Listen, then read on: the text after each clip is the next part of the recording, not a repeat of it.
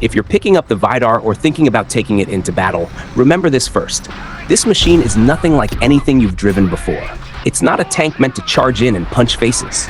It's not a speedy scout meant to dance around enemies. The Vidar is a sniper with a cannon the size of your problems. Quiet, distant, and absolutely devastating every time it decides to speak. Playing the Vidar feels like holding the power to decide who stays on the battlefield and who disappears from existence. But the trade-off is harsh. You're fragile. Very fragile. If a light tank gets behind you, or someone drops artillery on your hiding spot, you'll vanish faster than your signal during a storm. The Vidar is strongest when you respect distance. The farther you are, the safer you stay. But far doesn't mean standing in the open like a scarecrow. Far means finding a spot where you can see the enemy, but the enemy couldn't spot you even if they had binoculars taped to their face. Hills, bushes, rocks, corners. That's where the Vidar becomes a silent nightmare. At the start of the match, don't you dare drive straight into capture. That's not bravery. That's suicide with extra steps. You belong on a hill or on a long firing lane. Get there, get settled, lift the gun gently, and don't fire immediately. Watch them move, wait for that slight pause, aim for the soft spot, then pull the trigger. The Vidar is not for rush shots. The most important skill with this vehicle is patience.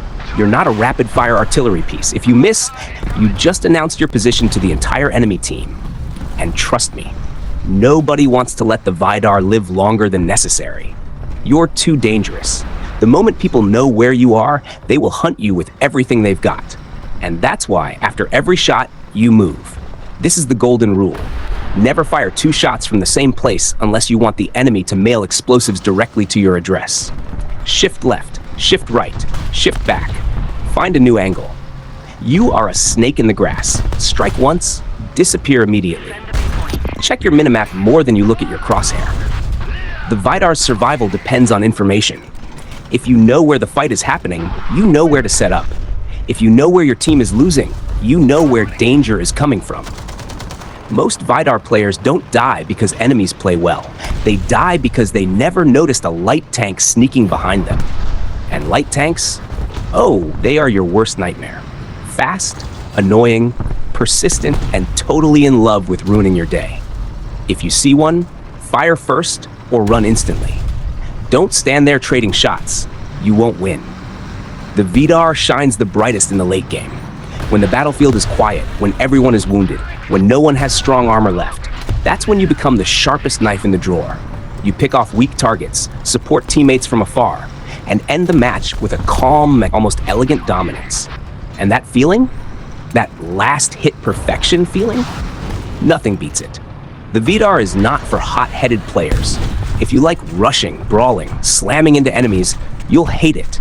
But if you love controlling the battlefield from afar, if you enjoy watching the map like a chessboard, if you prefer firing fewer shots but making each one matter, the Vidar is your soulmate.